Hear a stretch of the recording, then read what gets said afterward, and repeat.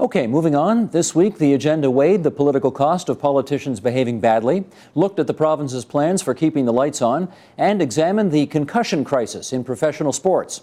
The agenda's week in review begins, though, with a look at the life and legacy of Nelson Mandela.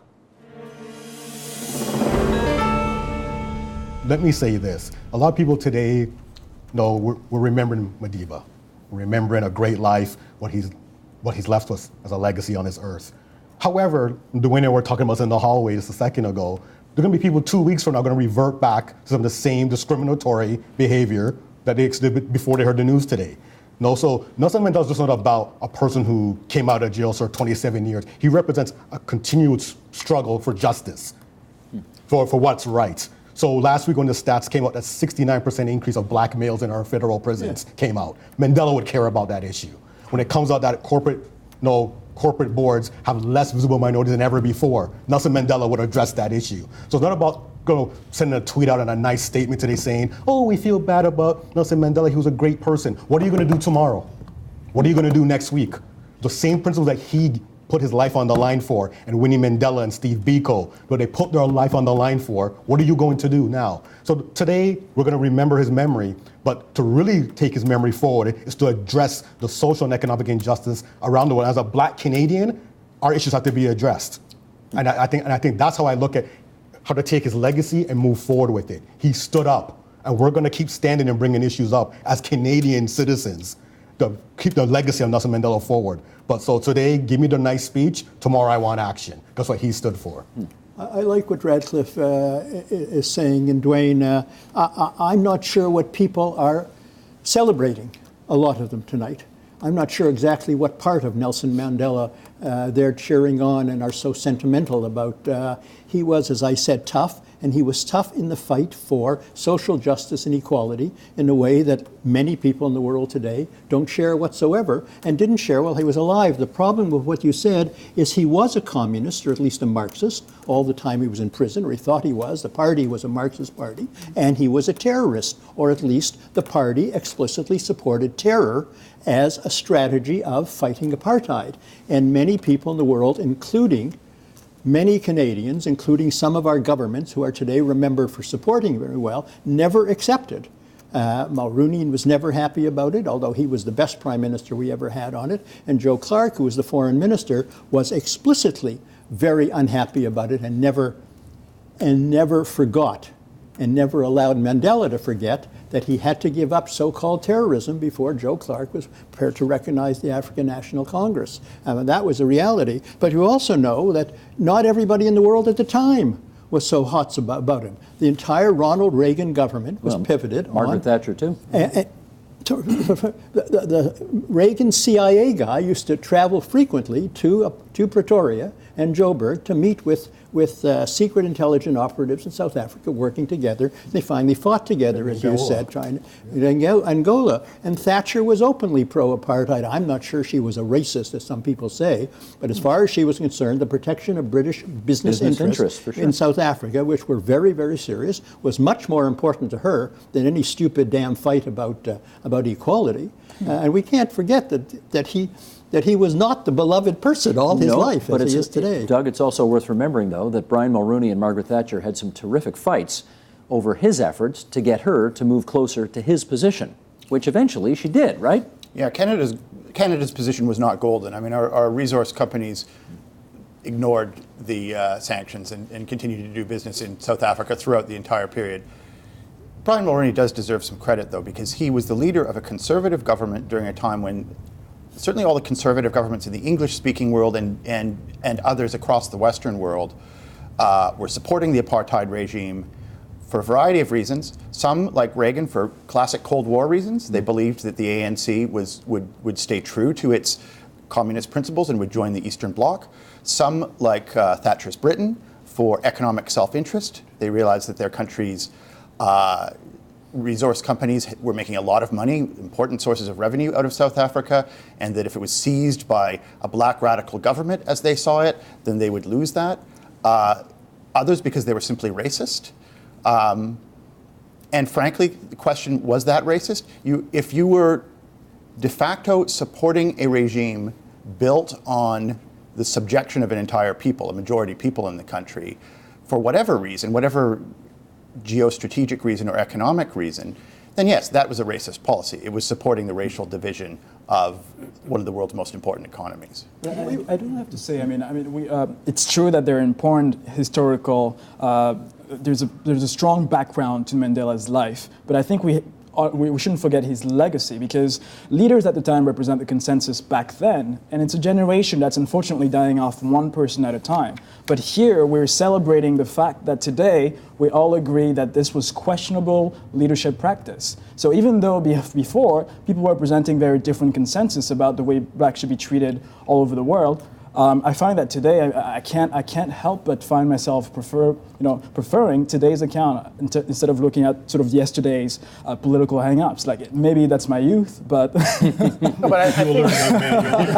oh, there you go. I think though, like, even when we're speaking about the whole thing around, the terrorism and that sort of thing, I think language is also, a very important thing. I think when you can, open fire and massacre, hundreds of your own citizens, to me, you're the terrorists. I mean, when those citizens decide that they're going to do something to protect their families, their next generations, those in power then get to say, well, these are the terrorists for defending themselves against this brutality that we have forced them to live in. So, I mean, it's very easy for those in power to say, these are the terrorists, these are terrorist actions and that sort of thing. But to me, the brutality of what Black South Africans had to endure, the massacres that people had to watch, the impact that has on mental health and all of these things, to me, that is terrorism that is being perpetrated and justified by the government at that time.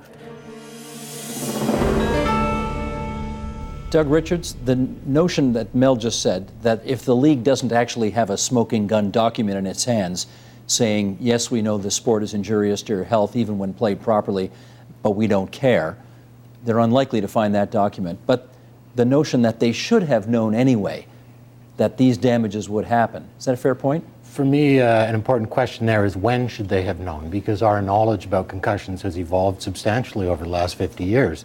So is this suit being filed by players who played 40 years ago? Because when they were playing, what we knew about concussions is very different from what we knew in 1990, which is very different from what we knew in 2000. We knew nothing back then, did we?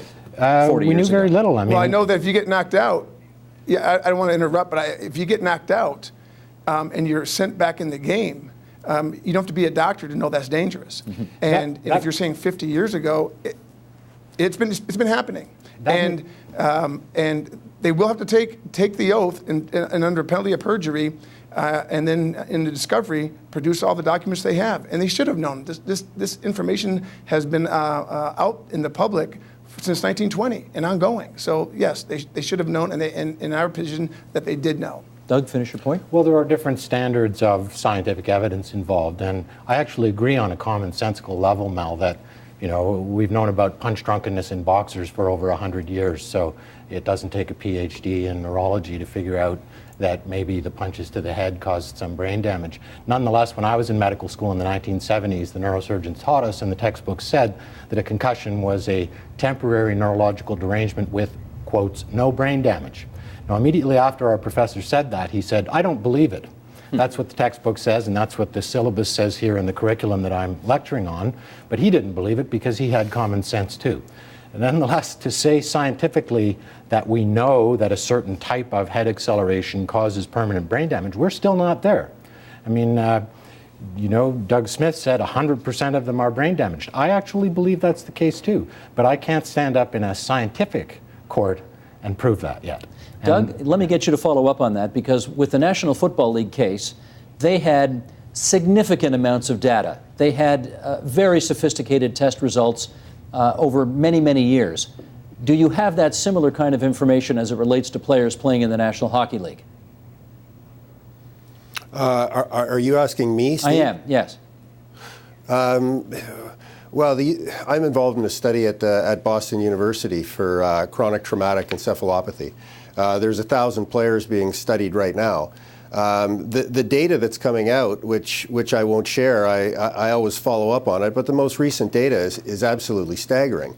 And if everybody could see it, they would pull their kids out. But again, my position is this is a dangerous world, right? Brain injury happens to a lot of people for a lot of different reasons, both emotionally and physically. But there are tools that we can introduce to help people minimize the risk, help them to recover, and help them to perform better. And the only reason the NHL hasn't put an advocacy program in place is very clear, because they would have opened themselves up to class action litigation a long time ago.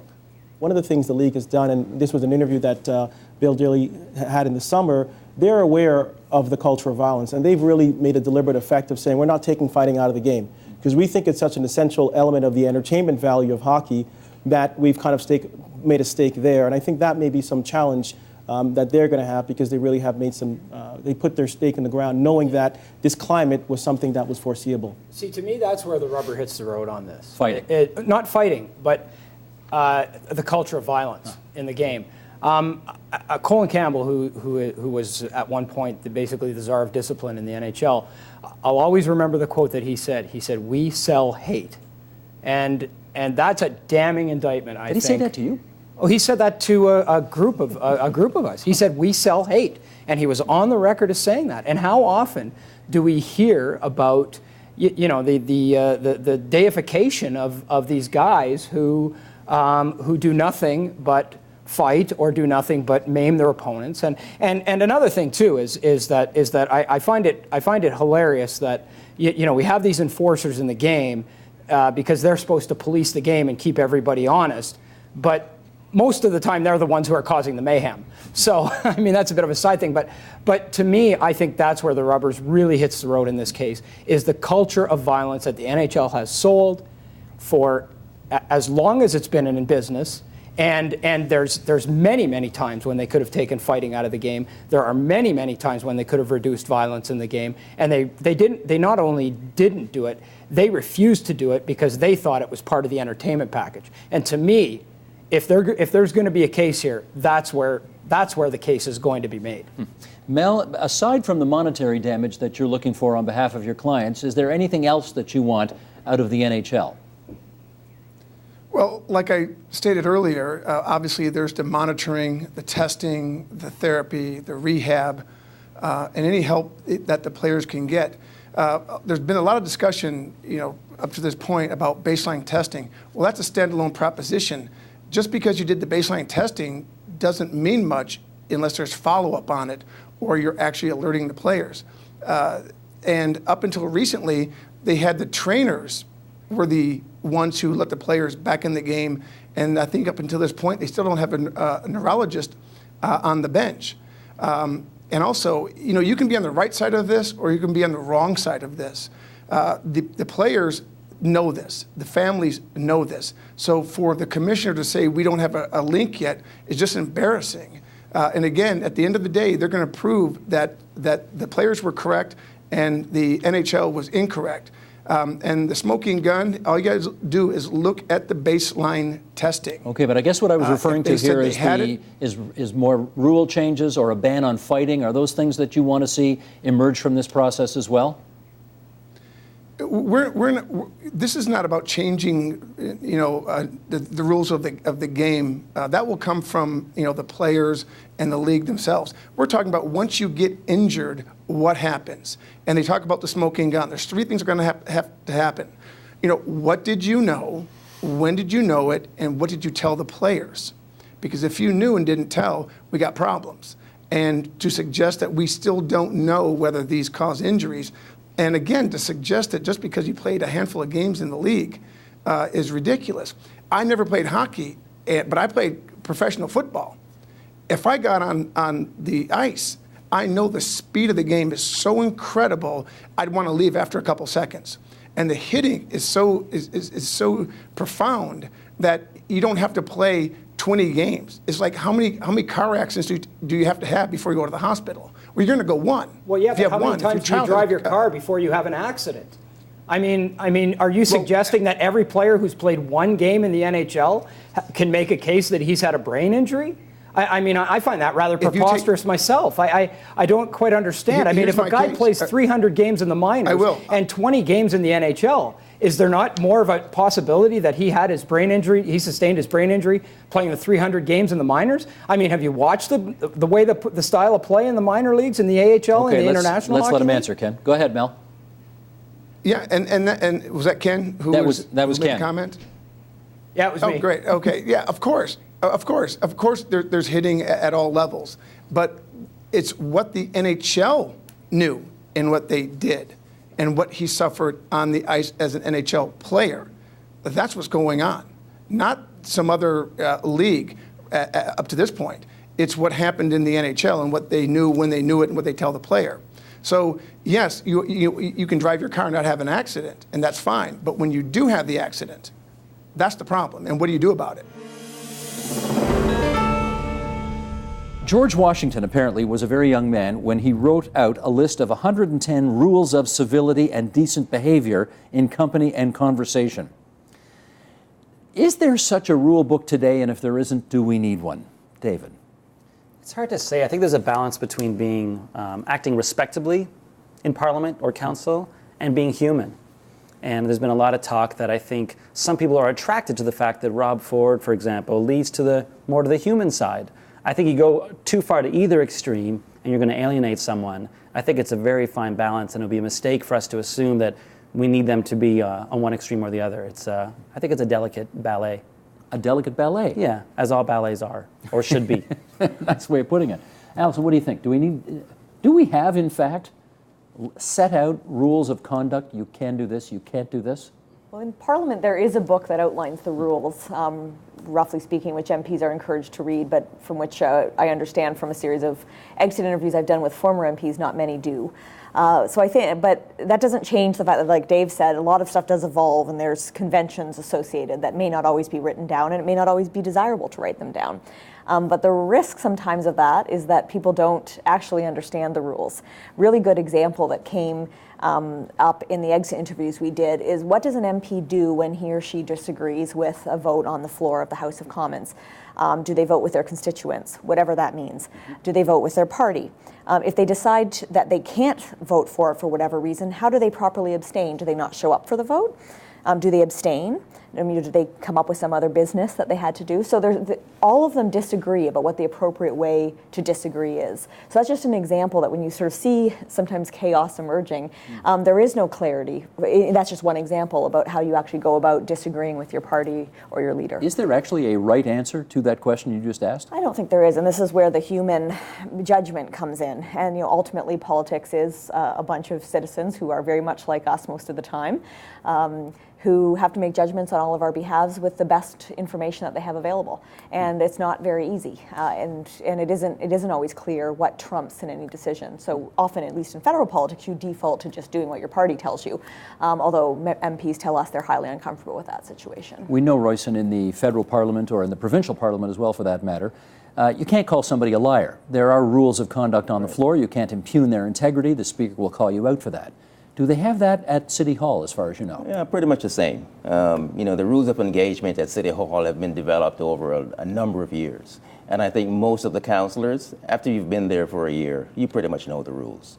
And, yeah, you can heckle, you can call people names, etc. But at the end of the day, if the speaker calls you on it, you quickly apologize. Can I ask you, for instance? Yes. Not too long ago, the still mayor of Toronto, current mayor of Toronto, even though he's been somewhat defrocked, did a pantomime of somebody drunk driving in order to insult another councillor who was speaking and who had been pulled over for, in fact, drunk driving. And I'm not going to recreate it here. Everybody who saw it on YouTube or live knows what it looks like. Is that okay? It's borderline. Right? I think it created such a stir and a buzz because the mayor himself been drinking and driving, right? So here he was pantomiming against another councillor when he himself has been accused of doing the very same thing.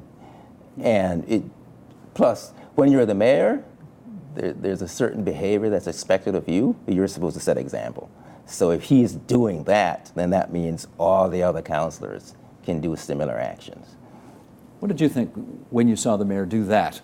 Was that crossing any lines of good behavior? I think, I mean, obviously he was making light of drunk driving in some ways and making light of, as Royson said, behavior that he himself had engaged in. But it's all a bit like sledging in cricket or chirping, that you can do it and you can do it and you can do it until you get caught.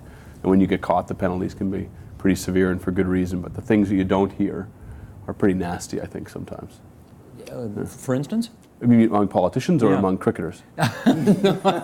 Cricketers I'm not asking about, but are there some things that in your travels that you've heard either on the floor of Parliament or on the floor of a city council, muttered under their breath, maybe away from the microphones, but that they get away with? Well, I think if you take the example of, do you remember when Peter MacKay referred to Belinda Stronach as a dog, right? In response to actually quite harsh heckling on the other side. They'd just broken up. We should just set the scene there.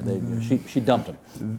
She had, but that was something that was caught. But I think that kind of exchange happens actually with some regularity, especially when the Commons is really, when the temperature is really high in the Commons. And I'm sure Royson has examples of pretty nasty exchanges that go on at City Hall, but go unnoticed. So it's a lot like the sports field, I think, or like the ice, where a lot of things are said in the corners that aren't picked up until Hockey Night in Canada has the mics on, and then people are pretty shocked by what's said. But it happens all the time. It really does. In your exit interviews, did you hear about this kind of thing? Not so much there, but we published a piece probably about 2 years ago from a woman who had analyzed all the heckles in the House of Commons, so that don't always appear in the public record. And she found that there were a significant number of them that were sexist, racist, things that are frankly against the Charter of Rights and Freedoms. It wasn't all of them, obviously, but there was a significant proportion of them. And so her point, of course, is that we wouldn't permit that sort of language or bullying in most workplaces, but yet we seem to allow it to happen in our legislatures. I'm not asking this facetiously, but I do recall, I think Justin Trudeau looked across the floor at Peter Kent, then a cabinet minister, and said he was full of shit. Are you allowed to say that in Parliament? I'm not sure I'm allowed to say it on TV, but We'll I just out. did. Can you say that in Parliament?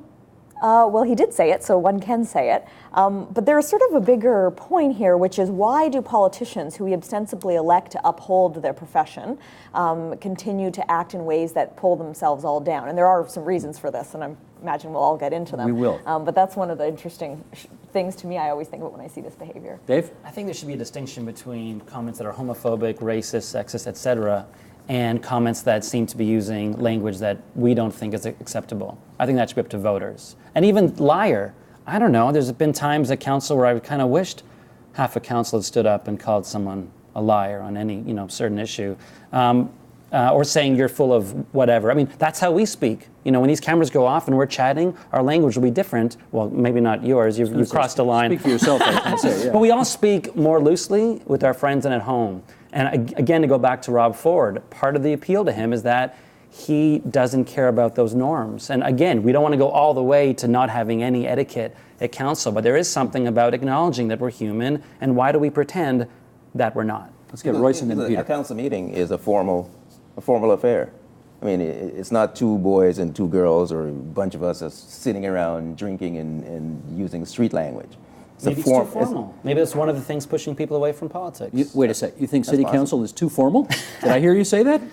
Well, the highlights you see on the news is just one small part of it. If you actually try and sit through an entire day, yeah, it's incredibly formal and incredibly boring.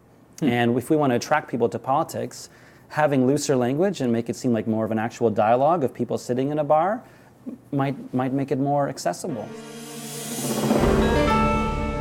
We've got a lot of different priorities that we're trying to juggle, and I'm trying to figure out if they've hit the right mix here. On the one hand, you can't have electricity prices going through the roof because people will lose their homes. You can't have prices going through the roofs because then businesses will go out of business or they won't come here in the first place. On the other hand, we're not paying, it doesn't sound like, close to the real price of power. Too many people aren't paying close to the real price of power, which therefore doesn't really encourage much conservation.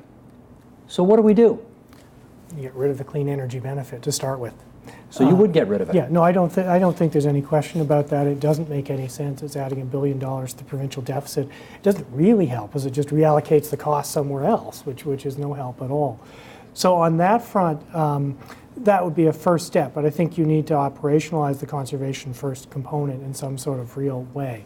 because that is also a very effective way of dealing with the cost question. Is yes, per unit cost may be going up, but if you can get your consumption down per unit of output or activity, then your total energy bill essentially stays static, and that's part of how you manage that problem. But tell me this: they say, I guess they say, you know, you raise the price of gas enough, and people will drive less. They'll figure out a way to drive less. Is it the same thing for heating your home? Price is a signal, but it's not the only tool that you use. When you're doing conservation, what you need to do is really a regime, a combination of different tools. In fact, probably what will turn out to be the most important, and certainly has been the case in California, has been standards and codes. That you push low efficiency air conditioners, refrigerators, other things out of the marketplace. That's where they got 50% of their progress on conservation. How much of that have we done? We are allegedly trying to match California. How well we do it is an open question. We tend to be a bit slow, and we've been very uncreative on the other side of the ledger, which is the sort of active conservation programming from the local distribution utilities. We've been very, very constrained in terms of what we've let the local utilities do. They're essentially tied to a cookbook that comes from the province, and no innovation is allowed. And one of the things that the province seems to be hinting at is we might let the Toronto Hydros and the Power Streams and some of the others who want to be more creative on the conservation side and have some interesting ideas, give them some space to work with, which at the moment they're not getting. Paul, can we get rid of this clean energy benefit and still have our electricity rates be affordable and or competitive? I've got bad news for you. Tell me.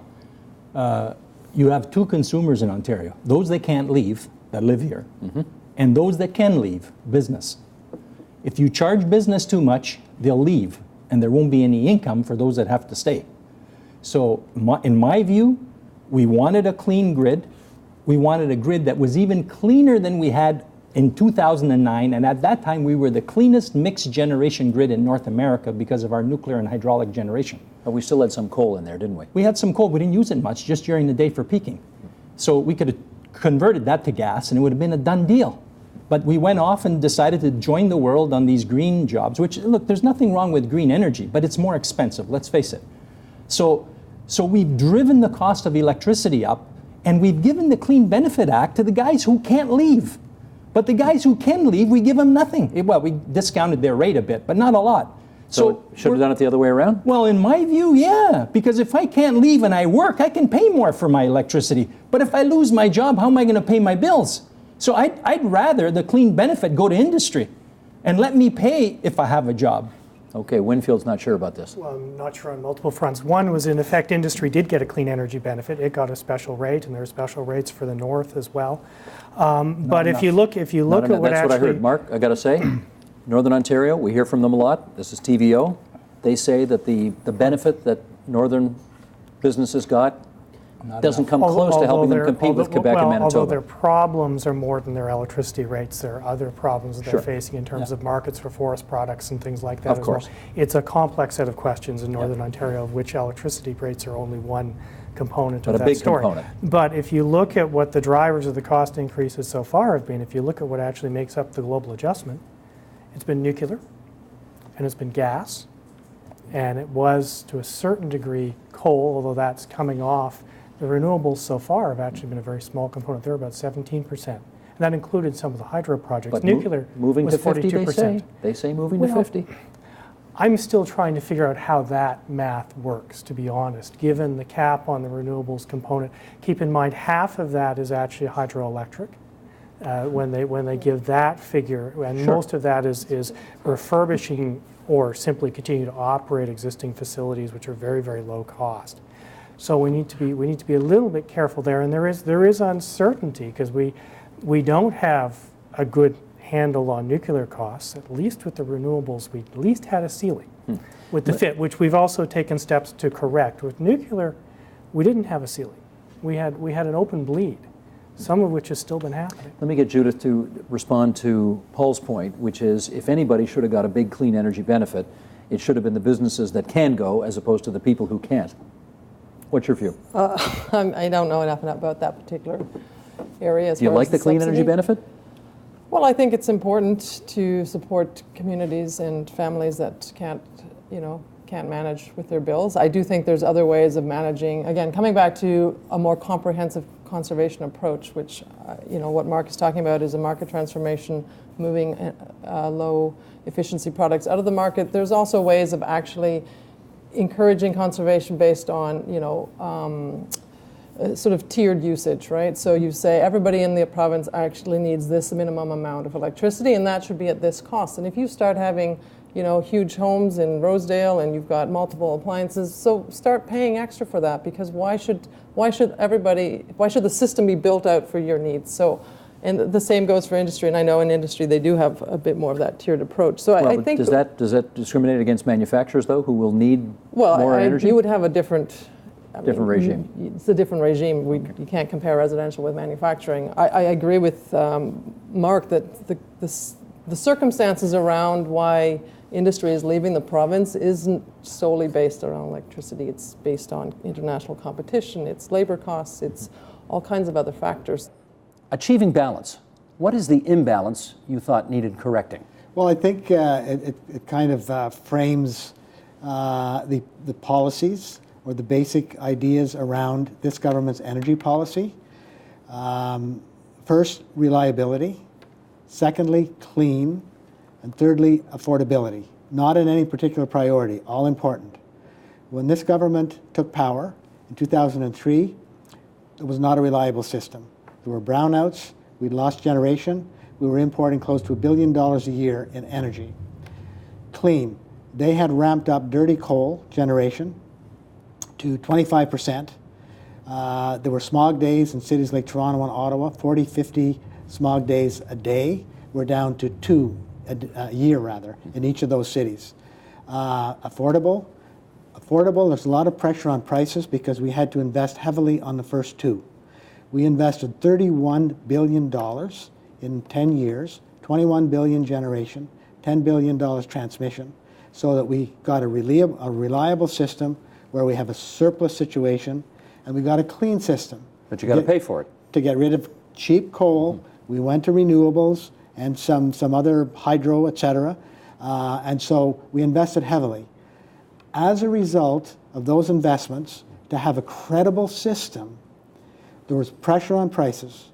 We therefore introduced a number of programs to help transition us to where the rates would be more reasonable. That included a number of industrial programs, industrial support program, the clean energy program, and energy tax credits in a number of ways. And that is the Agenda's Week in Review. You can see all of those programs in their entirety. They're on our website, theagenda.tvo.org, or on our iTunes channel, or on the YouTube channel, which is youtube.com/theagenda. Support Ontario's public television. Donate at tvo.org.